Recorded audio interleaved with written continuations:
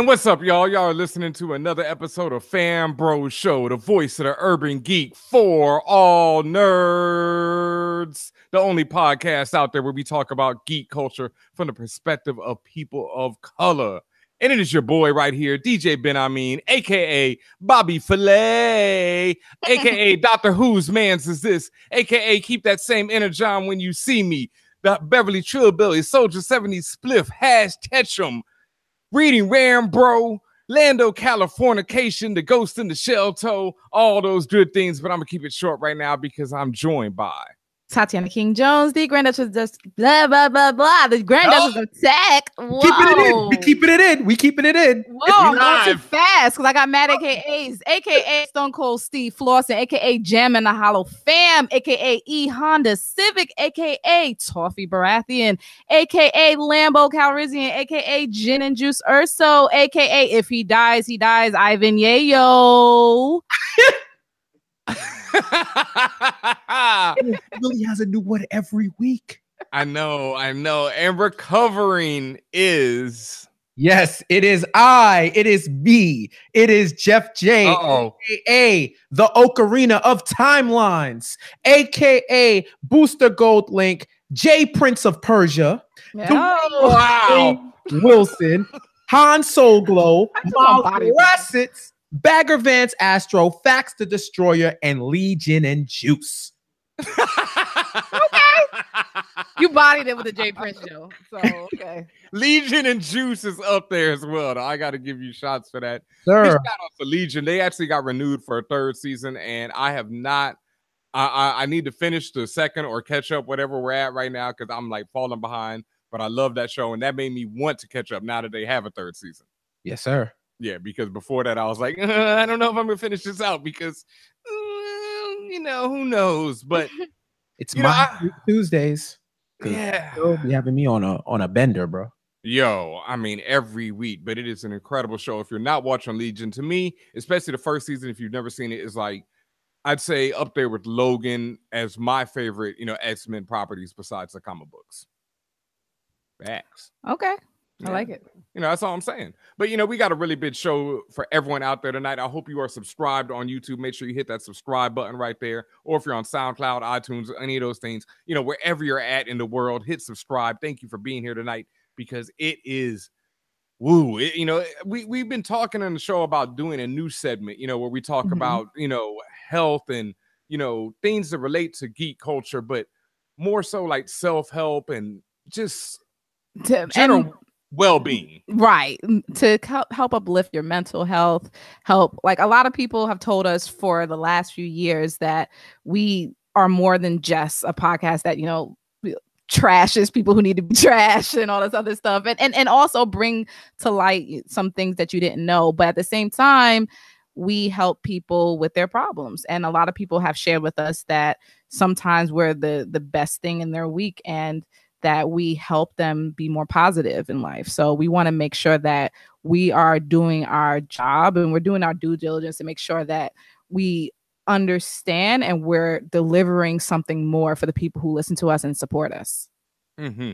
And like I've talked about this a lot on Twitter before about how I feel like this dragging culture that we're in right now, where every time somebody says something wild, everyone on Twitter just jumps down their throat and it's like, look at what this dumbass said. And it's like after a while, all you're doing is bringing, that person or whoever that organization, whatever it is, more light, more attention than they really needed. And so I always want to strive on this show to bring people, good things, to hear about good things that are going on in geek culture, things that'll help you feel better about your life, things that can help you improve your life. There's all these different things. And I strive to make FanBrosShow. I think we all strive to make FanBrosShow that. Mm-hmm. Absolutely. It's important. It's important. Like you're seeing even today, you're seeing the effects of what it means to understand. That's the first part. Like a lot of people don't even understand what mental health even is. And then to see what people are going through or when it happens publicly, by that time it's too late. So it's just important that we talk about it and discuss it and make it more commonplace and normalize the understanding that mental health is something that you should be looking after, just like you're looking after the types of foods that you eat, the air that you breathe, all sorts of things. That should be part of your well-being. Yeah, I definitely agree with that, General, but I won't lie. You come at me with some racist stuff or some stuff, or you MRA or one of these other fools. Yeah, we're taking it back to 2009 on your ass, and we're dragging you. We're dragging you so hard. You're gonna be like, you won't even need a plot in a cemetery because you already be underground and you already surveyed like, yo, this is mine. All of this is mine. I'm taking this for myself. But it's just the way some of these fans act as if they were the founders of stuff that they stand for, to the point of trolling people associated with the show who probably have 15 other jobs and don't really pay as much attention as you do. I know wrestlers had that problem where back in the day where people took the kayfabe, where they made storyline issues seem like they were real life and that was what it was. And people would think if you were a rapscallion in the ring, you were like that in real life and really wanted to offer you the fade. But people take that with movie stars, television stars, like, yo, you know those, that's fake, right? Like somebody, and I'll open myself up to jokes, but one of my boys, I posted a picture when it was what was it, National Headshot Day?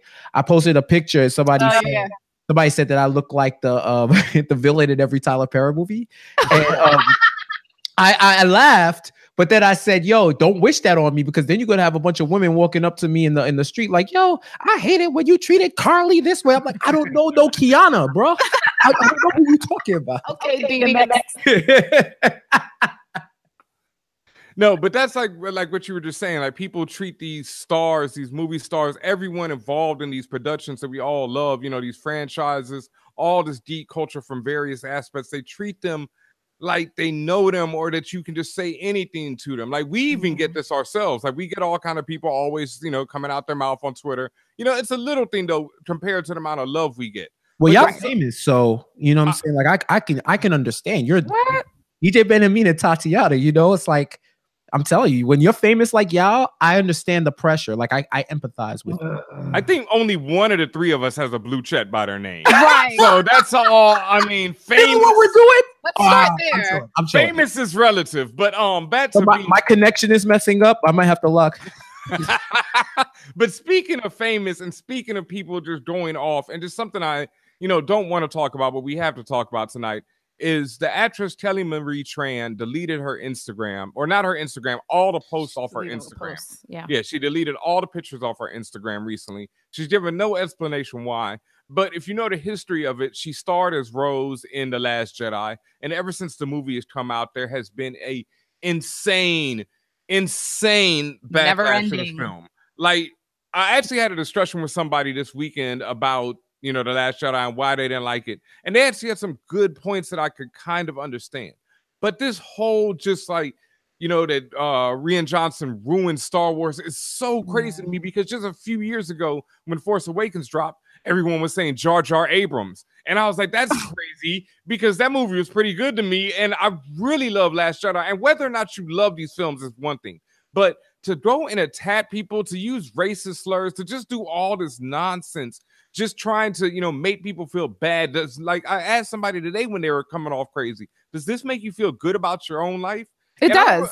It does. It makes them feel good that they can potentially talk about or directly to their target of ire and not face any consequence. Because that's the other part of it. Besides maybe people coming back at you, there is no true consequence when it comes to going at people online, particularly being this ant against this Goliath of a movie star or TV star or whatever they can be. People think they can get away with it. And 9 times out of 10, in real theory, they do.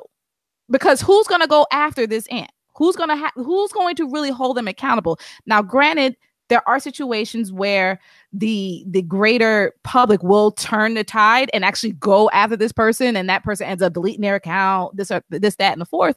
But does it really make a difference? Does it really stop? Like, as much positivity and strength and such a tool that social media and the internet is also just as dangerous. It is a known dichotomy that's been that way for quite some time. And when you give people tools to enable themselves, they just become more what they already are. Like, you know how they say when someone doesn't have any money, they win the lottery? They don't change. They just become a stronger version of who they already were. And I feel that way when it comes to social media, particularly. You're giving somebody a microphone to speak directly to, as you mentioned, J.J. Abrams, or to Kelly Tran, or to whoever that they want to speak to. And if they're a trash person, they're just going to be even more of a trash person and be able to direct everything that they wanted to say to their target, like, immediately. They don't have to go through anybody. Yeah. And that's the biggest problem to me. See, a troll doesn't have a good life. If you ever thought about the history of trolls, other than treasure trolls, which are outliers, trolls don't have great lives. And these people exude their pitiful existence by going after those who are quote unquote famous or celebs or in the public light. They have keyboard courage, and it's also keyboard cowardice, where they would never say these type of things to your face. Like, I have a rule. If you're talking tough to me online and I see you're from New York, I will strategically stop talking, because there's no more talking to do. Because if we can set it up, and I ain't no fighter, but that's how I do, because I'm not from this internet era. I'm from a different era where we can meet up.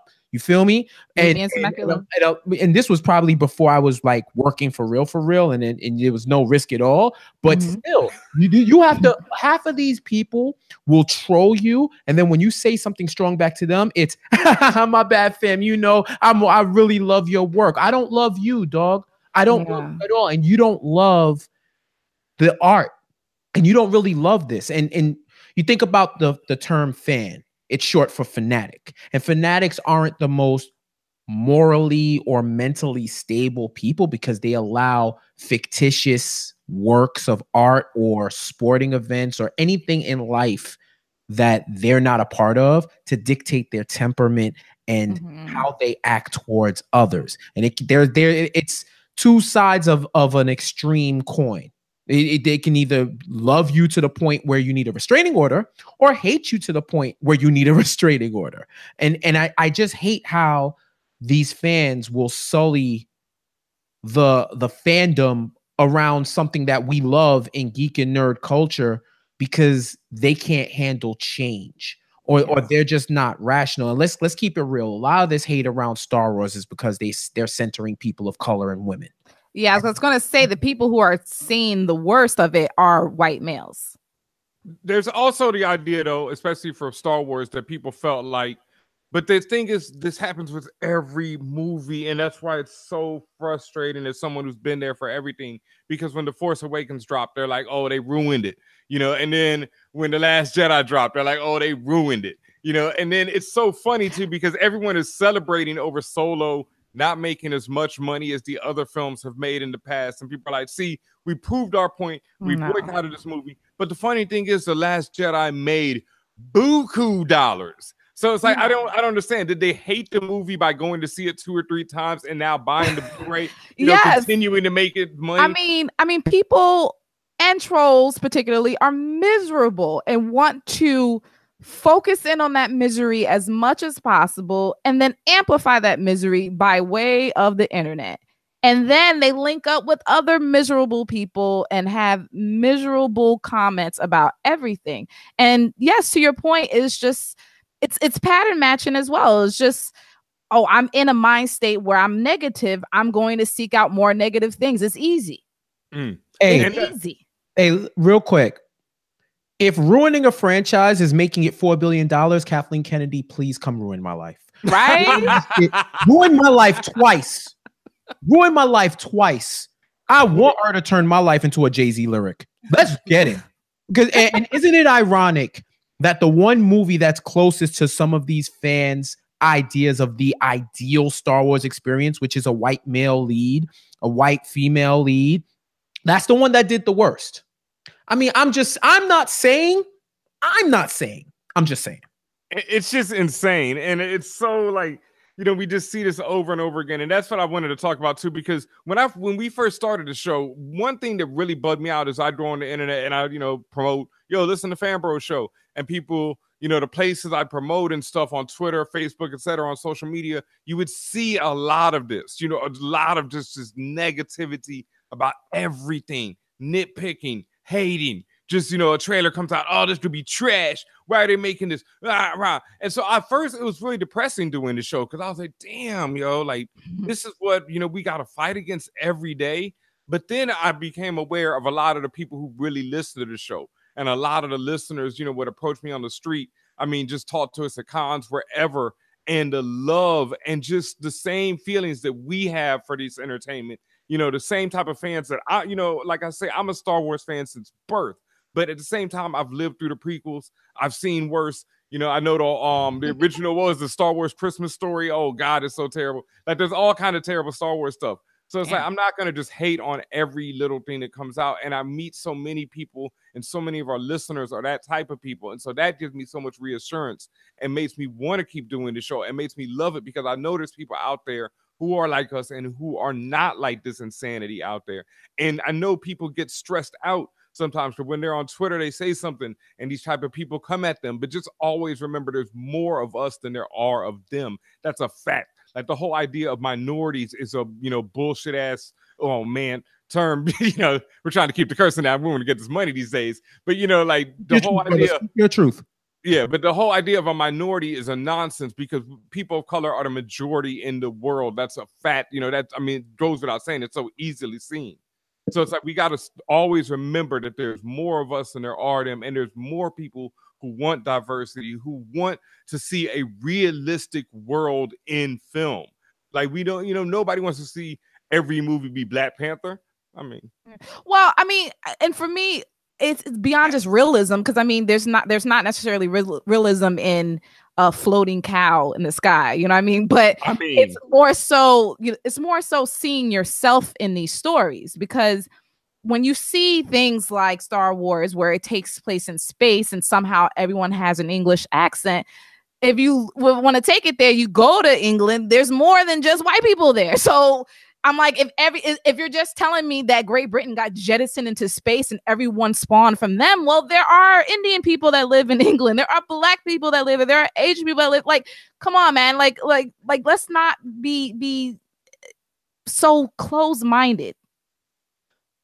I mean, some people are just going to be closed-minded, and we understand that. Like, that's, you know, the sad part about it is, you know, no matter what, even though we have Star Wars, Star Trek, all these great franchises, X-Men, everything that preaches open-mindedness, that preaches that we're all the same, you know, people still want to be closed-minded. But we don't even worry about them around here. We know who our listeners are. We know who loves us. We know who we're talking to. So we just want to, you know, give people more ideas, more ways to help themselves. So if you have any ideas for that, a name for that segment, some ideas for that segment, anything like it, hit us at contact@fanbros.com. And I think with that, we're going to take a quick break, and we'll be right back with more FanBros Show. FanBros, FanBros,